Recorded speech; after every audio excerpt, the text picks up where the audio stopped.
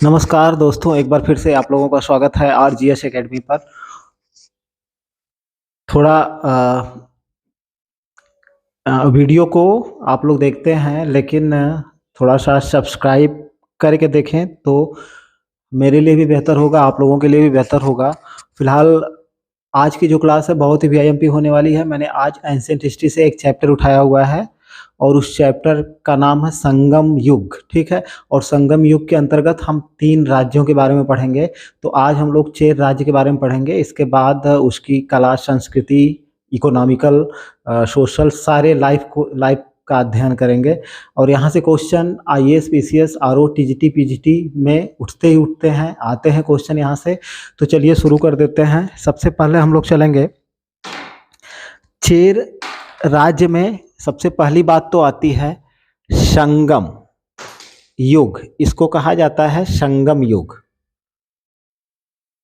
ठीक है, और संगम युग में सबसे बड़ी बात होती है, तो यहाँ से पहला क्वेश्चन उठ करके सामने चला आता है कि संगम युग जो है इसके अंतर्गत हम किन राज्यों का अध्ययन करते हैं या कौन कौन से राज्य इसके अंतर्गत आते हैं।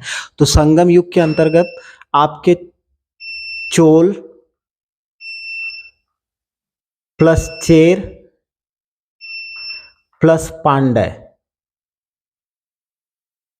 पांड्य, ये इन 3 राज्यों का हम लोग अध्ययन करते हैं। तो यहाँ से क्वेश्चन आया हुआ है, आप पेपर उठा करके देखिए कि संगम युग के अंतर्गत निम्नलिखित में से कौन सा राज्य शामिल है या नहीं शामिल है, या किसका अध्ययन किया जाता है, किसका अध्ययन नहीं किया जाता है। तो अगर आपको पता है संगम युग के अंतर्गत चोल का, चेर का और पांड्य 3 राज्यों, उनके शासकों और उनकी सामाजिक जीवन शैली, राजनीतिक जीवन और आर्थिक जीवन, धार्मिक जीवन, बहुत सारी चीजें हैं। तो इसके अंतर्गत हम अध्ययन करते हैं। तो सबसे पहले हम लोग चलेंगे संगम युग में। एक चीज तो हम देख लिया, चोल, चेर और पांड्य 3 शासकों का वर्णन किया जाता है। ठीक है, इसके बारे में कुछ फैक्ट हैं जिनको हम लोग देखते हैं कि कौन कौन से फैक्ट है जो एग्जाम के दृष्टिकोण से आईएमपी है। तो सबसे पहला फैक्ट हमारा बनता है कि 8वीं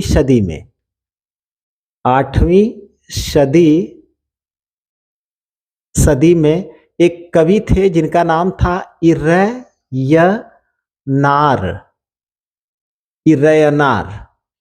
अप्पो रूल के भाष्य में तीनों संगमों का वर्णन है। तीनों संगमों का वर्णन है।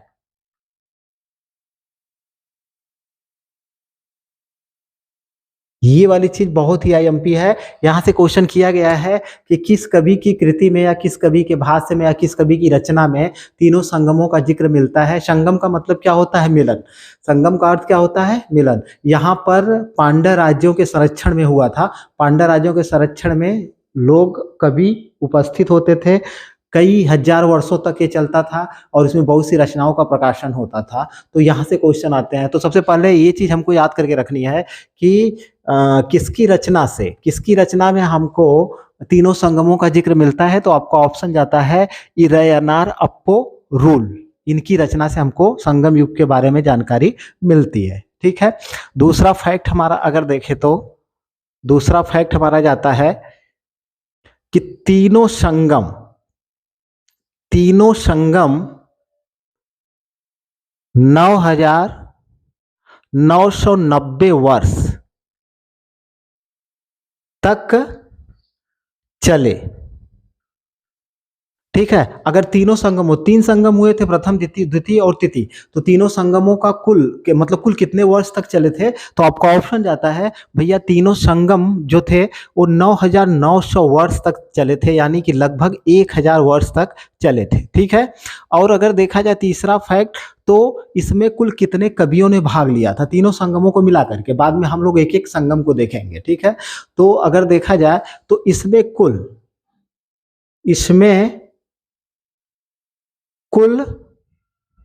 8,598 कवियों ने भाग लिया था। कवियों ने भाग लिया था।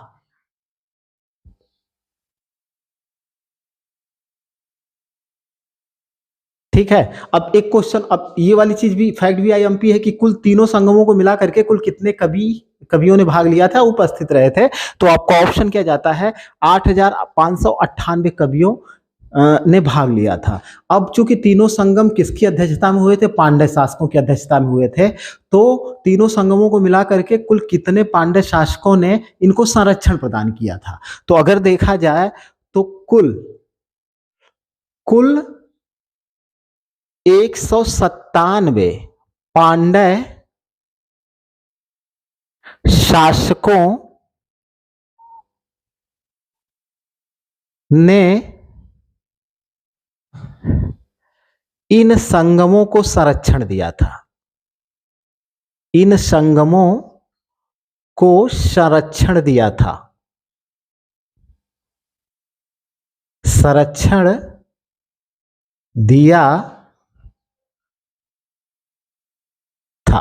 ठीक है, तो ये तीनों फैक्ट आपको याद करके रखना है। क्या क्या ये चीज, चौथा पांचवा फैक्ट भी आप लिख लीजिए, जान जाइए कि तीनों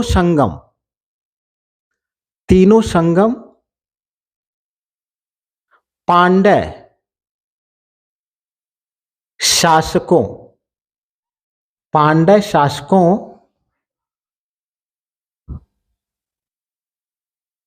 के संरक्षण में हुआ था।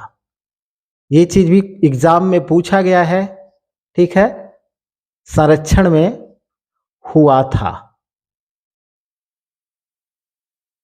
तो इतने फैक्ट हैं। एक पांड्य शासक आपको याद करके रखना है, कुल कितने पांड्य शासकों ने इसको संरक्षण प्रदान किया था। आपका ऑप्शन जाता है 197 पांड्य शासकों ने इसको संरक्षण दिया था। इसमें कुल कितने कवियों ने भाग लिया था, 8,598 कवियों ने भाग लिया था। तीनों संगमों की बात हो रही है, फिर एक एक को देखेंगे। तीनों संगम कुल कितने वर्ष तक चले थे, 9,990 वर्ष तक चले थे। और किसकी कृति में या किसके भाष्य में इन तीनों संगमों का जिक्र मिलता है, तो आपका ऑप्शन है इरयनार अप्पोरुल। अब चलेंगे हम लोग, देखेंगे प्रथम, द्वितीय और तृतीय तीनों संगमों को। तो सबसे पहले हम लोग चलते हैं प्रथम संगम। ठीक है, तो इससे पहला ही क्वेश्चन बन करके चला आता है कि यह कहां पे आयोजित हुआ था या इसका केंद्र कौन सा था। तो देखिए, हम देखते हैं इसका केंद्र क्या था। केंद्र मदुरा। ठीक है, ये पहला क्वेश्चन आ जाता है कि भैया प्रथम संगम युग की अध्यक्षता किसने की थी। तो आपका ऑप्शन, अरे सॉरी, कहां पे हुआ था, तो आपका ऑप्शन है भैया मदुरा में हुआ था। अब दूसरा फैक्ट यहां से पूछता है कि इसकी अध्यक्षता किसने करी थी। अध्यक्षता, तो इसकी अध्यक्षता करी थी ऋषि अगस्त, ऋषि अगस्त ने। या इनको तमिल कृतियों में इनका एक नाम मिलता है अगस्त के साथ साथ अगत्तियर, या हम कह सकते हैं अगत्तियर।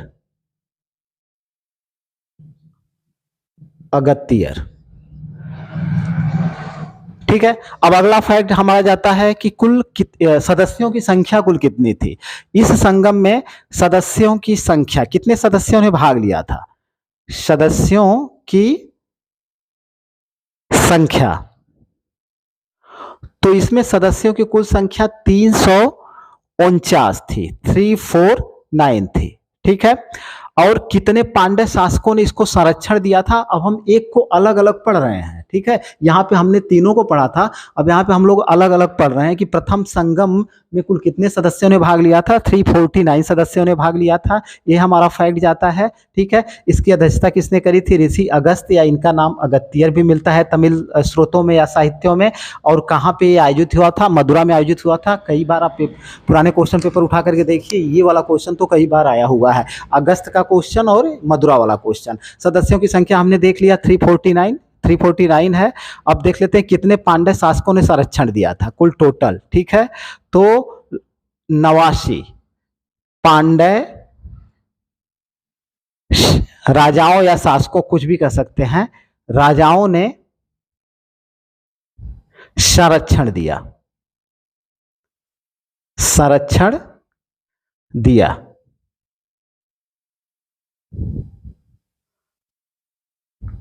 दिया था।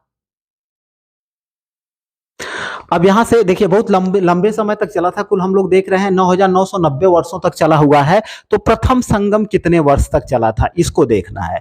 तो आपका अगला फैक्ट जाता है कि प्रथम संगम कुल 4400 वर्षों तक चला था। 4400 वर्षों तक चला।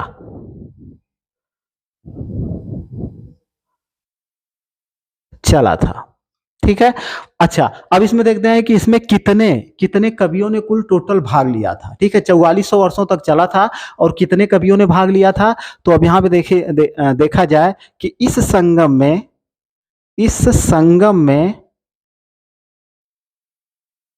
कुल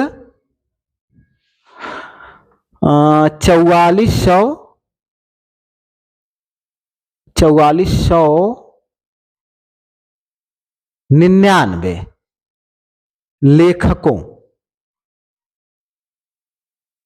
लेखकों की कृतियों का प्रकाशन हुआ।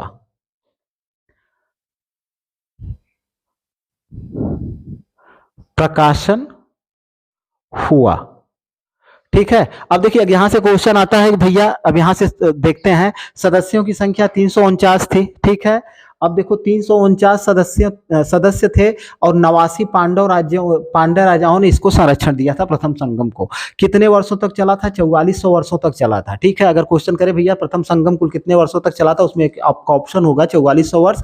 और अगर पूछे क्वेश्चन कि कितने लेखकों की कृतियों का इसमें प्रकाशन हुआ था, तो 4499 लेखकों की कृतियों का इसमें प्रकाशन हुआ था। लेकिन दुर्भाग्य है कि इस संगम का कोई भी ग्रंथ हमको उपलब्ध नहीं है। तो इसको भी हमको देखना पड़ेगा कि इस संगम का कोई भी ग्रंथ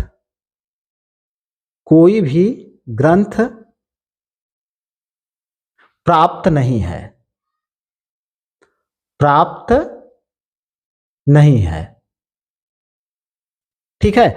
और एक फैक्ट इससे और भी जाता है कि यह सबसे अधिक समय तक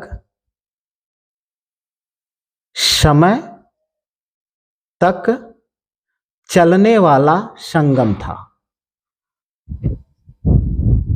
चलने वाला संगम था, ठीक है। अब 3 संगम हुए हैं, तीनों संगमों में सबसे अधिक समय तक कौन सा संगम चला था? तो आपका ऑप्शन जाता है प्रथम वाला संगम, जो कि मदुरा में हुआ था, जिसकी अध्यक्षता ऋषि अगस्त्य या अगस्तियर ने की थी। ठीक है, कभी और कितने वर्षों तक चला था, सब कुछ हमने देख लिया। अगर ये चीज पूछे कि सबसे अधिक समय तक चलने वाला संगम कौन सा था, तो आपका ऑप्शन जाता है प्रथम संगम,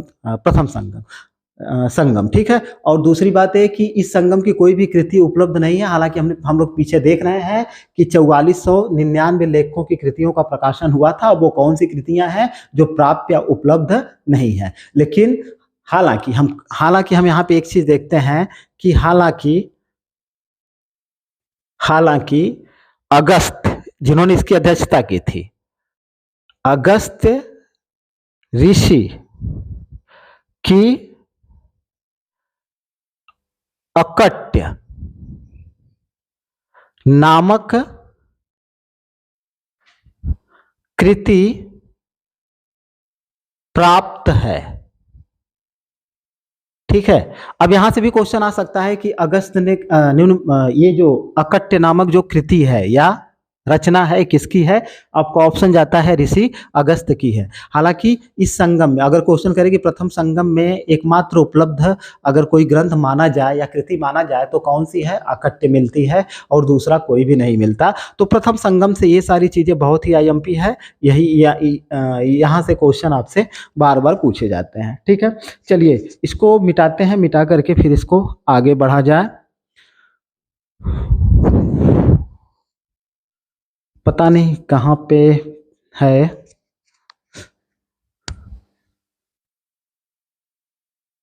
चलिए अब इसको मिटा करके आगे बढ़ते हैं। तो प्रथम संगम से और संगम का अर्थ क्या होता है, सारी चीजें प्रथम संगम से और संगम का अर्थ क्या होता है, सारी चीजें हमारी क्लियर हो चुकी है। प्रथम संगम हमने देख लिया, अब हमको देखना है द्वितीय संगम, और द्वितीय संगम से संबंधित मेन मेन बातें क्या हैं जो कि आईएमपी हैं एग्जाम के दृष्टिकोण से। ठीक है, तो चलिए अब देखते हैं हम हमारा दूसरा क्या होगा। हमारा दूसरा है द्वितीय संगम।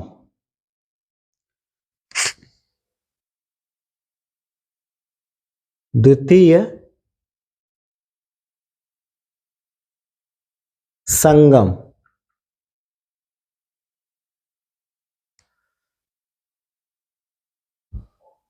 तो लग गया है इसलिए मिट नहीं रहा है, पानी लग गया। सॉरी यार, वीडियो पॉज करना पड़ेगा।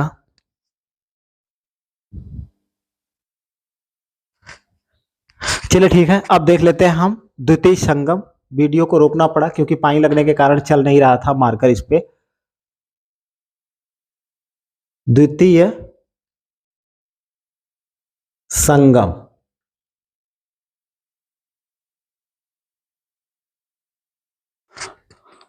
द्वितीय संगम से भी वही चीजें आपके सामने आ जाएंगी कि भैया द्वितीय संगम कहाँ आयोजित हुआ था, किसने अध्यक्षता करी थी। ये सारे फैक्ट वन लाइनर हैं, एग्जाम में कई बार पूछे गए हैं। तो चलिए हम चलते हैं द्वितीय संगम की तरफ। तो सबसे पहले हमारे लिए ये जानना जरूरी है भैया कि द्वितीय संगम का आयोजन कहाँ पे हुआ था, केंद्र कौन सा था। तो अगर हम देखें केंद्र की बात करें, केंद्र का मतलब कहाँ इसका आयोजन हुआ था। ठीक है, तो इसका आयोजन स्थल था कपाटपुरम। कपाटपुरम,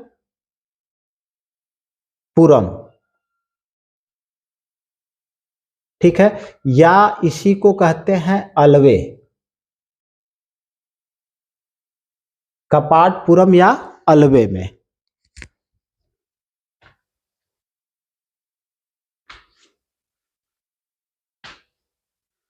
यार पानी के कारण चल नहीं रहा है।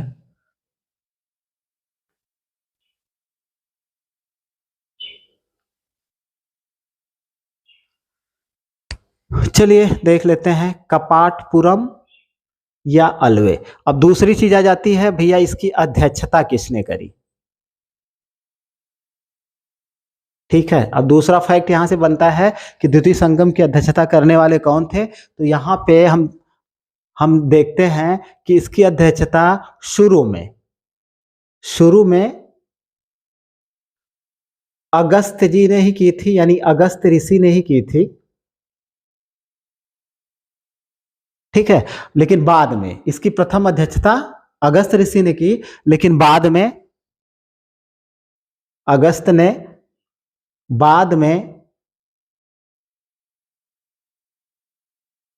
में इसकी अध्यक्षता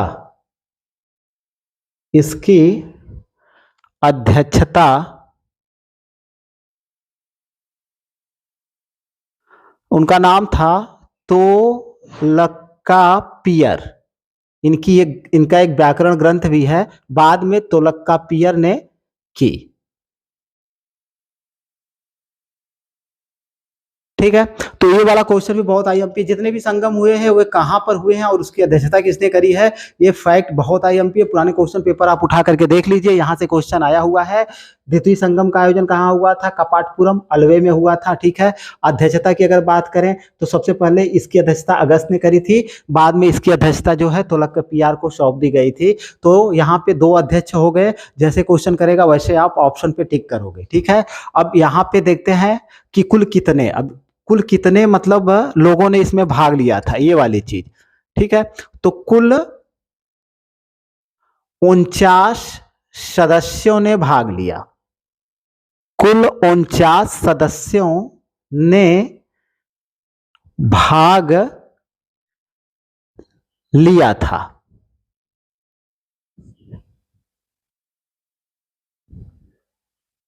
ठीक है, और फिर दूसरा फैक्ट यहां से आ जाता है कि भैया कुल 49 सदस्यों ने भाग लिया था, कुल कितने पांड्य शासकों ने, पिछले वाले को हमने देखा कितने पांड्य शासकों ने इसको संरक्षण दिया था, इसको भी देखेंगे कि कुल कितने पांड्य शासकों ने इसको संरक्षण दिया था या राजाओं ने संरक्षण दिया था। तो अगला फैक्ट हमारा बन जाएगा कि कुल 59 पांड्य शासकों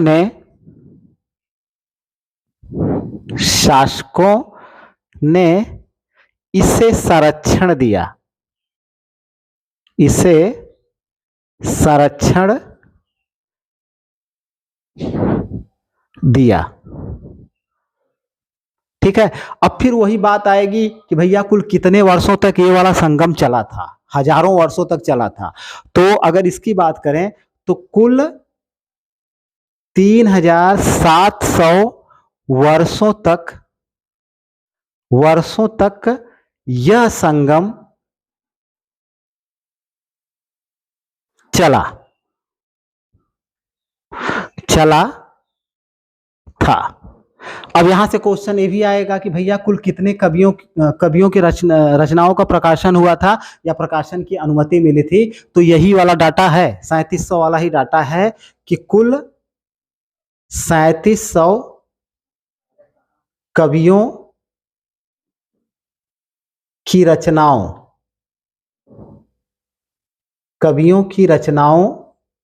के प्रकाशन की अनुमति मिली।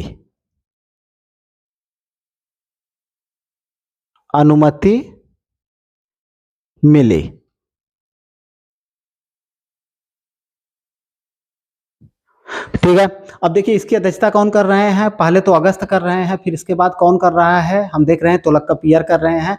तो इस संगम का मतलब एकमात्र व्याकरण ग्रंथ जो फेमस हुआ था वह कौन सा था, ये भी क्वेश्चन पूछा जाता है। तो इसको हम देख लेते हैं कि इस संगम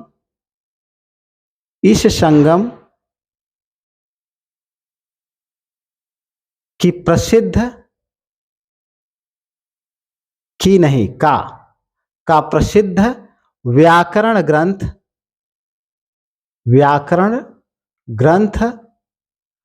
तोलकाप्पियर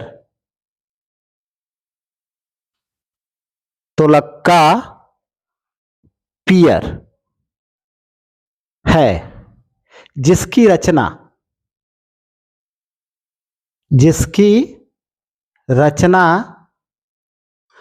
यही तोलकाप्पियर नहीं, तोलकाप्पियम, ये पियर है, इनका नाम है। ठीक है, और ग्रंथ का नाम तोलकाप्पियम है, जिसकी रचना तोलकाप्पियर ने की थी।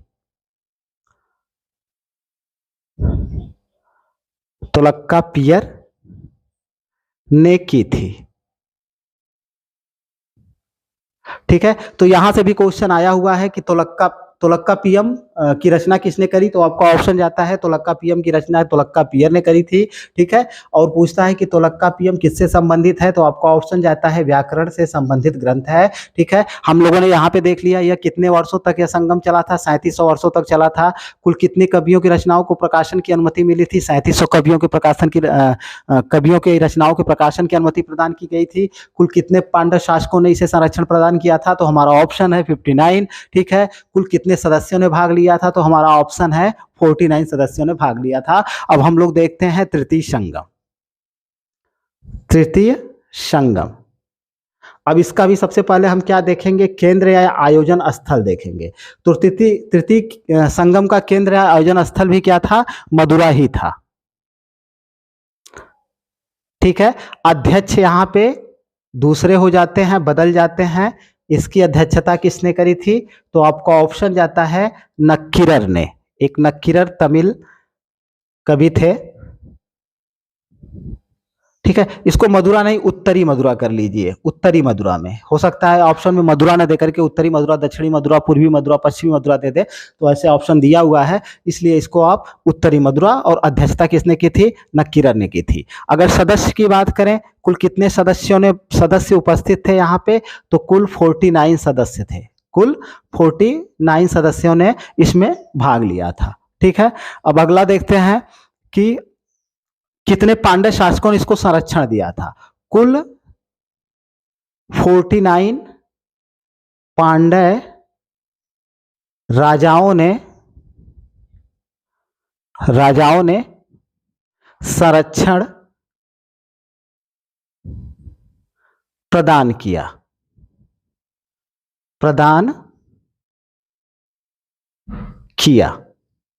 अब देखिए कि कुल कितने कवियों की रचनाओं के प्रकाशन की अनुमति मिली। ठीक है, तो देखते हैं हम लोग, कुल 449 कवियों की रचनाओं के प्रकाशन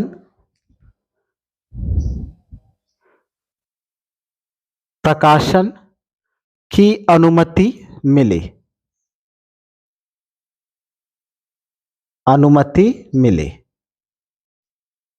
ठीक है, चलिए एक बार दोहरा लेते हैं तृतीय संगम को। तृतीय संगम का केंद्र क्या था? आपका ऑप्शन जाता है उत्तरी मदुरा था, जिसका किसने की थी? नक्कीरर ने की थी। सदस्य कुल कितने थे? 49 थे, सदस्य भी 49 थे। राजाओं ने संरक्षण भी 49 राजाओं ने दिया था, पांड्य राजाओं ने, और इसमें 449 कवियों की रचनाओं के प्रकाशन की अनुमति मिली थी। ये सारे फैक्ट हैं, इनको आपको याद करके रखना है। अब इसमें हम लोग सीधे से चलेंगे चेर राज्य की तरफ। सीधे सीधे सबसे पहले हम संगम युग में हम चेर राज्य को पढ़ेंगे।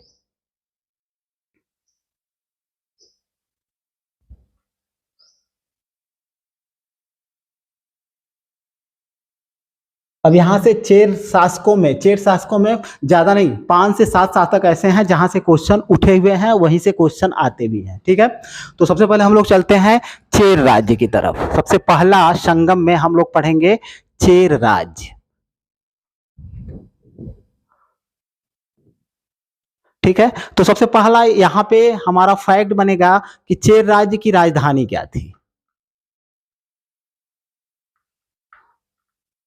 ठीक है, तो चेर राज्य की 3-4 राजधानियां थी। यहां से भी क्वेश्चन आता है, निम्न में से कौन सी चोल राज्य की या चेर राज्य की राजधानी थी या नहीं थी, ऐसे करके क्वेश्चन पूछता है। तो चेर राज्य की प्रारंभिक राजधानी जो थी वो कौन सी थी? राजधानी वांजियर, या हम कहते हैं इसको करूयुर। ठीक है, अब इसकी दूसरी राजधानी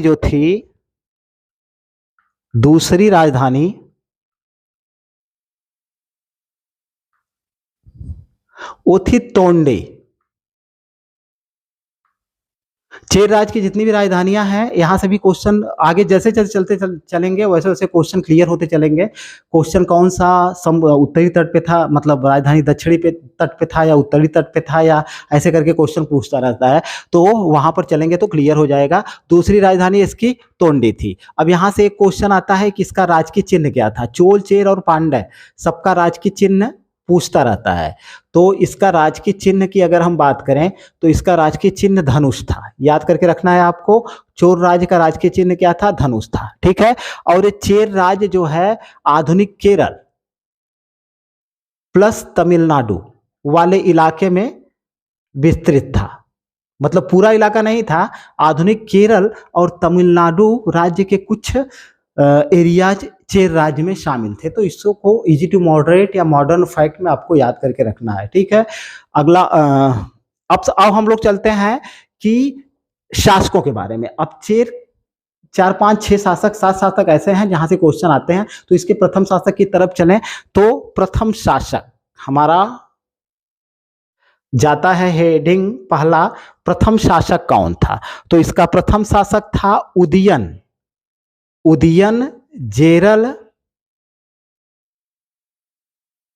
ठीक है, ये इसका प्रथम शासक था। ठीक है, और ऐसा माना जाता है कि इसका शासनकाल 130 ईस्वी में था। 130 ईस्वी में यह शासन कर रहा था। ठीक है, अब यहां से क्वेश्चन आता है कि चेर वंश का कौन सा ऐसा शासक था जिसने कुरुक्षेत्र युद्ध में योद्धाओं को भोजन ग्रहण करवाया था? ठीक है, तो यही था। ठीक, इसका सबसे पहला बहुत ही आईएमपी फैक्ट है कि इसने, यानी उदयन जेरल ने, इसने कुरुक्षेत्र, ऐसा माना जाता है कि इसने कुरुक्षेत्र युद्ध में भाग लेने वाले भाग लेने वाले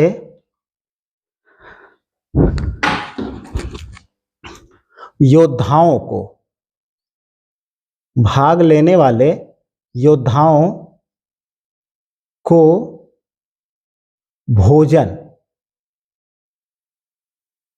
कराया था, भोजन कराया था। इसने कुरुक्षेत्र युद्ध में भाग लेने वाले योद्धाओं को भोजन कराया था, इसलिए इसकी एक उपाधि हो गई थी। उस उपाधि को भी हमको देखना है और याद करके रखना है। दूसरा फैक्ट, इसलिए इसकी एक उपाधि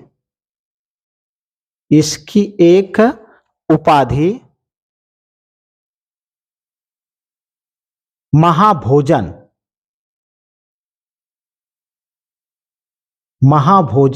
उदयन जेरल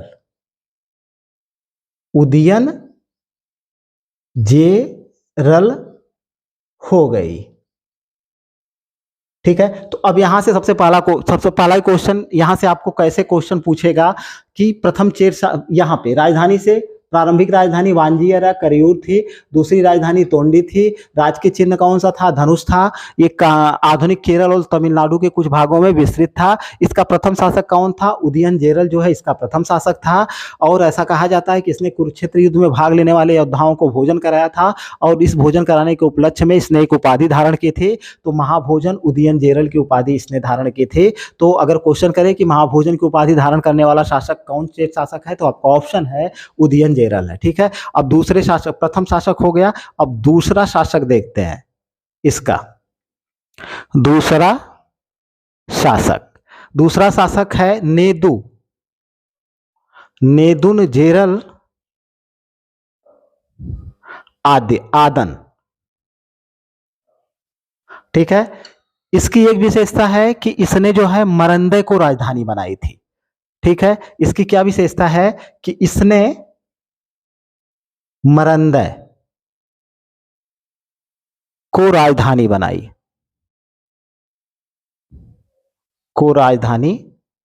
बनाई। इसकी दूसरी विशेषता क्या है कि इसने अधिराज की उपाधि धारण की, अधिराज की उपाधि धारण की।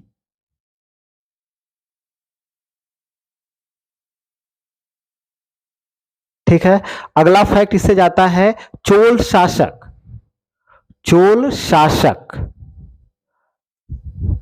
इलन, काफी कठिन नाम है, इलन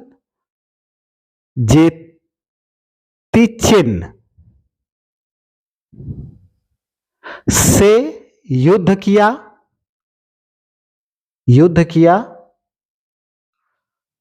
और इस युद्ध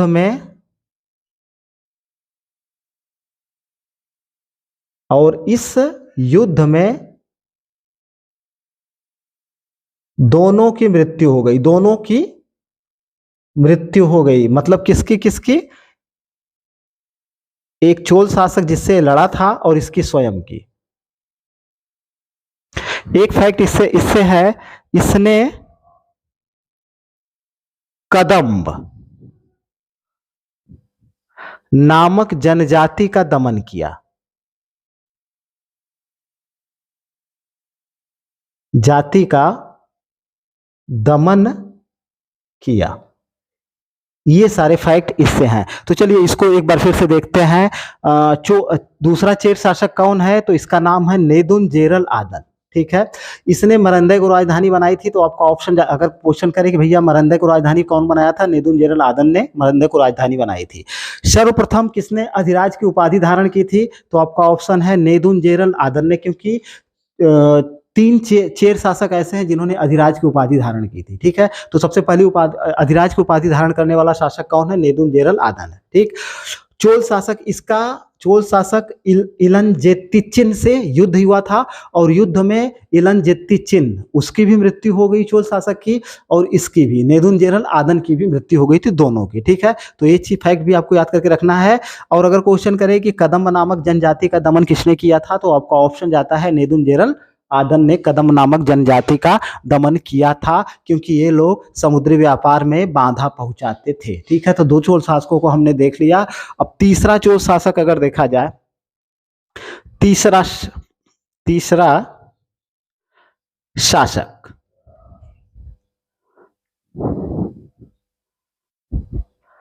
इसका नाम है कुट्टवन। ठीक है, इसकी विशेषता क्या है कि ये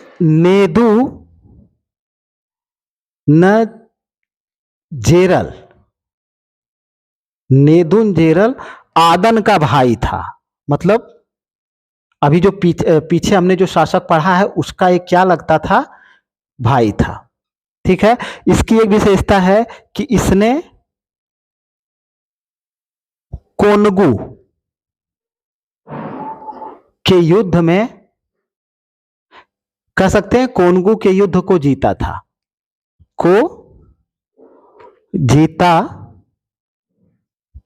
ठीक है। और अगला फैक्ट है कि इसने भी अपने भाई के अनुकरण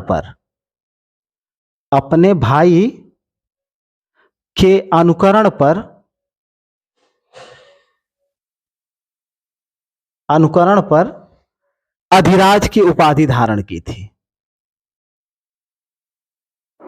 अधिराज की उपाधि धारण की।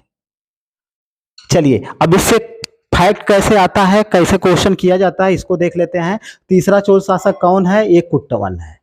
ठीक है, या कुट्टवन किस वंश से संबंधित था, आपका ऑप्शन जाता है चेर शासक था या चेर वंश से संबंधित था। ठीक है, ये नेदुनजेरल, इसके पीछे जो ये नेदुनजेरल आदन है, इसी का भाई था। ये भी क्वेश्चन किया गया है, आईएएस का पेपर आप उठा करके देखिए तो इसके संबंध को थोड़ा सा डीप में जाकर के पूछा था कि कुट्टवन नेदुनजेरल आदन का क्या लगता था, तो नेदुनजेरल आदन का भाई था। ठीक है, या कोनगु का युद्ध भी पूछा गया है कि कोनगु का युद्ध किसने लड़ा था, किस चेर शासक ने लड़ा था, आपका ऑप्शन जाता है कि कुट्टवन ने लड़ा था और उसको जीता भी था। और इसने जो है किसके, इजी टू मॉडरेट जाइए, किसके अनुकरण पे, तो अगर ऑप्शन में भाई है तो भाई के अनुकरण पे, अगर नाम है तो नेदुनजेरल आदन के अनुकरण पे उसने किसकी उपाधि धारण की थी, अधिराज की उपाधि धारण की थी। तो हम लोग देख रहे हैं कि अधिराज की उपाधि धारण करने वाले हमारे सामने कितने शासक आ गए हैं, 2 शासक आ गए हैं। ठीक है, अब चलिए इसको मिटाते हैं, मिटा करके तीसरे शासक को देखा जाए कि तीसरा कौन सा शासक है, चेर, जो कि आईएमपी है। और ये वाला शासक तो काफी आईएमपी है, यहां से क्वेश्चन खूब बने हुए हैं। तीसरे चेर शासक थे।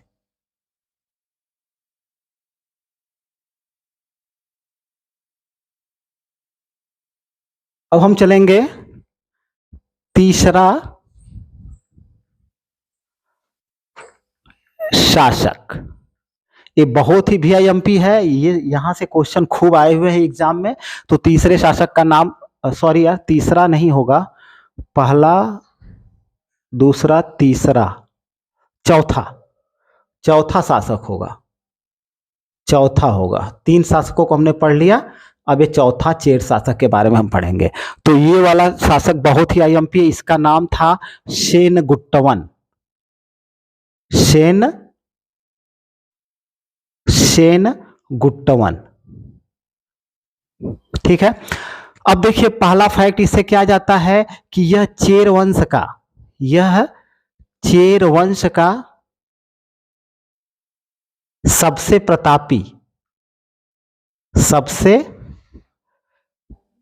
प्रतापी या कह सकते हैं शक्तिशाली शासक था। शक्तिशाली शासक था। दूसरा फैक्ट इसका जाता है, इसका गुणगान, क्वेश्चन करे कि भैया इसका गुणगान किसने किया था, तो इसका गुणगान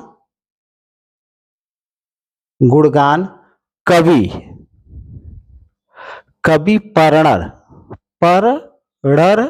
ने किया है।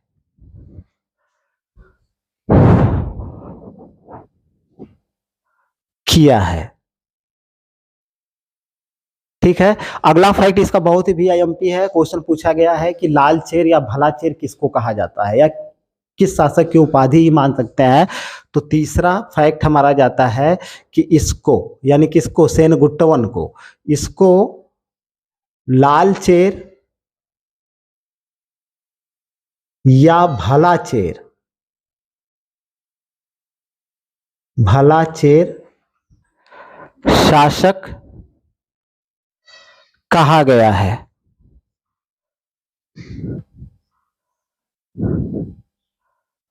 अगला फैक्ट इसका जाता है चौथा, इसने भी अधिराज की उपाधि धारण की थी। इसने भी अधिराज की उपाधि धारण की थी। अधिराज की उपाधि धारण की थी,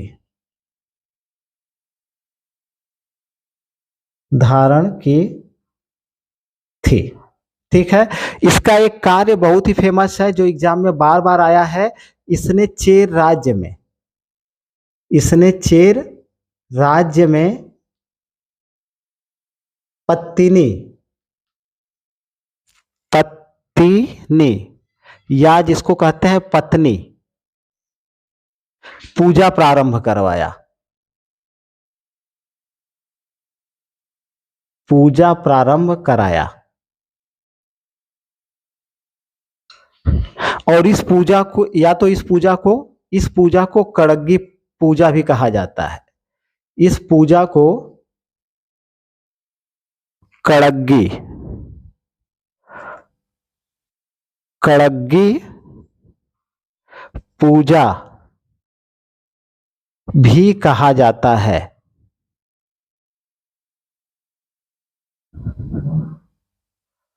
कहा जाता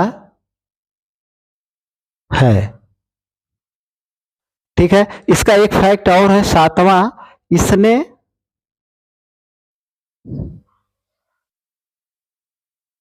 एक युद्ध लड़ा था बलिपुरम। इसने बलिपुरम के युद्ध में 9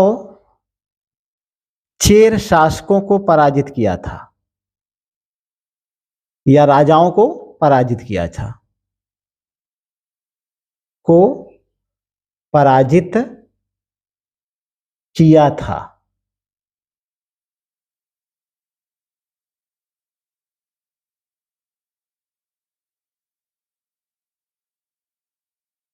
आठवां फैक्ट है, इसने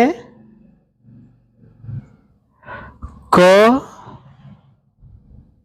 दल पी रक्को तीय,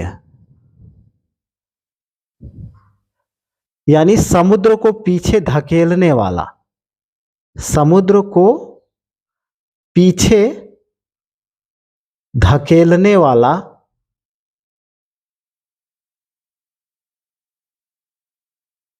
की उपाधि ग्रहण की थी।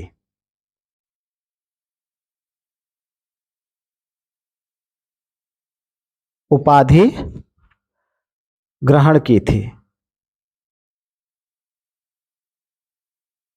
अगला फैक्ट जाता है 9वां, यह एकमात्र चेर शासक था,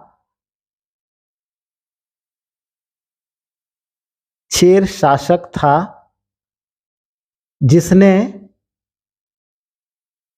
गंगा को पार किया था।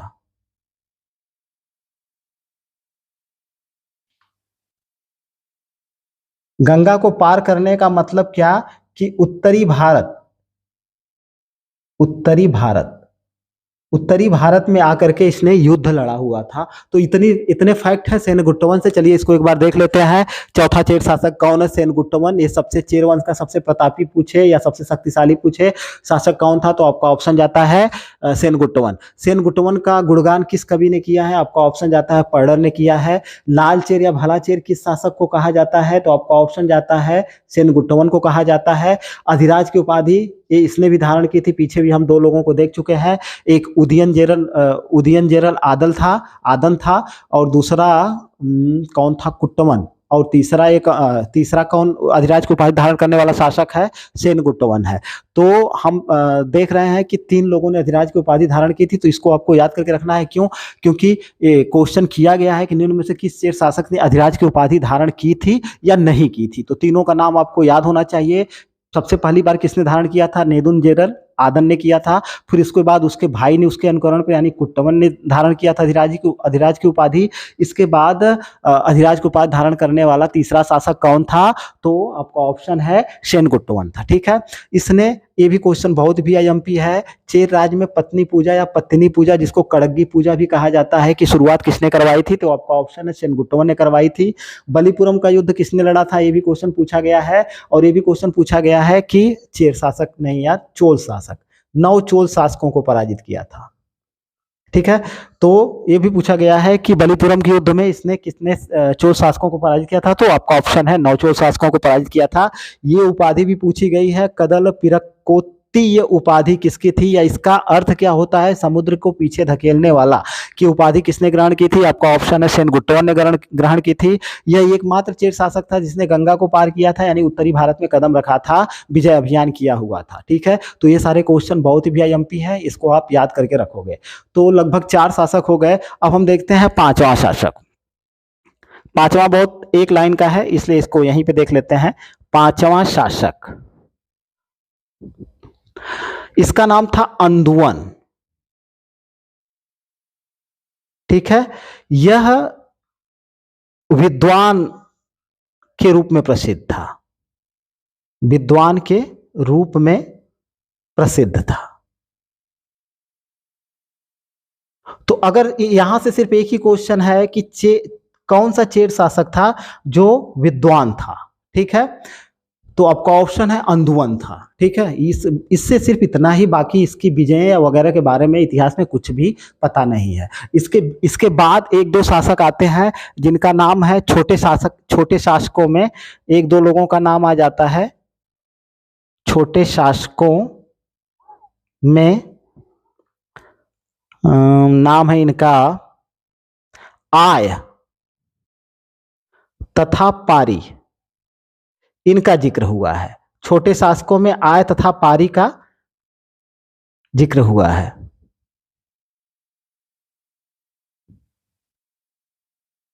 ठीक है, इनका जिक्र कुछ कवियों ने किया है। आय तथा पारी का जिक्र कुछ कवियों ने किया है। ठीक है, अब यहां से एक क्वेश्चन शायद नहीं दिख रहा होगा, इसलिए यहां पे देख लेते हैं। आय तथा पारी, आय तथा पारी बेल शासक थे।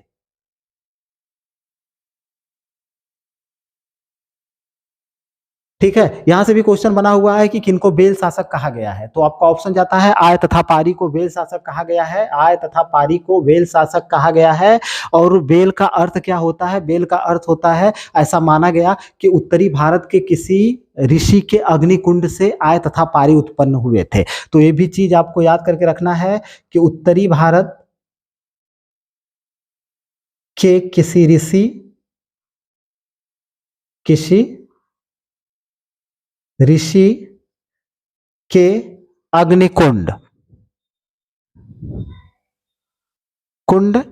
से उत्पन्न, ये चीज आपको याद करके रखनी है। आय तथा पारी आय तथा पारी के बारे में पूछा गया है, कौन बेल शासक थे। ठीक है, बेल का मतलब क्या होता है? इसका मतलब ये होता है कि ऐसा माना गया कि उत्तरी भारत के किसी ऋषि के अग्निकुंड से उत्पन्न हुए थे, इसलिए इनको बेल शासक कहा गया है। किनको? आय और पारी को। तो अगर क्वेश्चन करें कि भैया अग्निकुंड से उत्पन्न कौन थे, तो आपका ऑप्शन है आय तथा पारी। तो ये रहे कुछ आईएमपी शासक जहां से क्वेश्चन बनते हैं। सेनगुट्टवन, 2 शासक और हैं। इन दोनों शासकों को पढ़ने के बाद इस क्लास को यहाँ पे हम क्लोज करेंगे।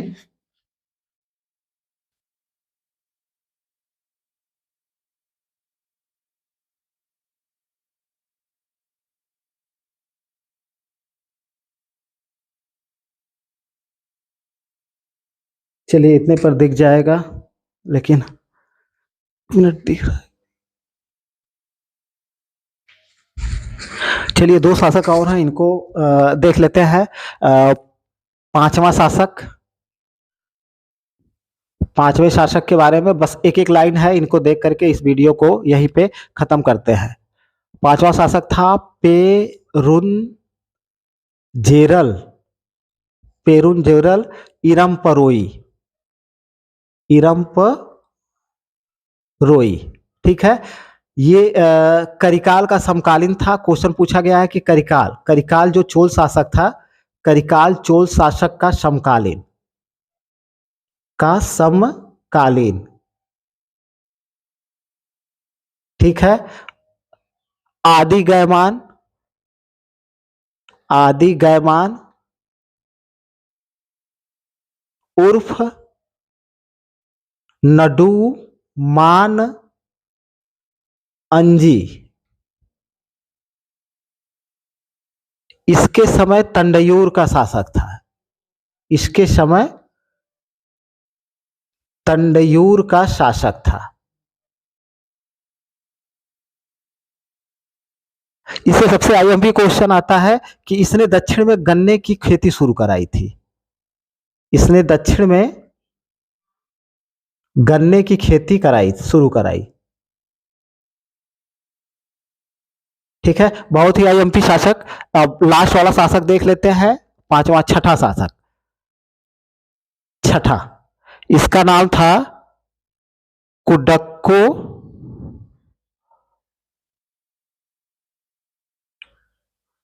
इरंजीरल। ये अंतिम चेर शासक था, अंतिम चेर शासक।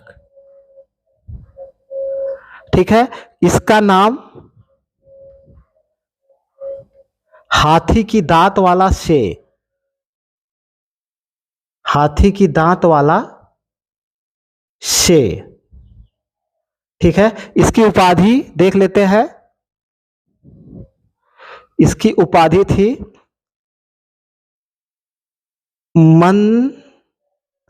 मांदर जेराल इरमपरोई।